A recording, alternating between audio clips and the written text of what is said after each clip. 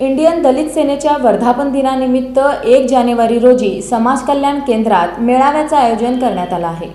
1 जानेवारी 2024 रोजी इंडियन दलित सेनेच्या 7व्या वर्धापन दिनानिमित्त दलित कार्यकर्त्यांचा भव्य मेळावा समाज कल्याण केंद्र रंगभवन येथे आयोजित करण्यात आला असल्याची माहिती पत्रकार परिषदेमध्ये संस्थेचे अध्यक्ष देवीदास दुपारगुडे यांनी दिली। त्याचबरोबर या ठिकाणी विचारवंतांचं व्याख्यान होणार आहे असंही त्यांनी सांगितलं।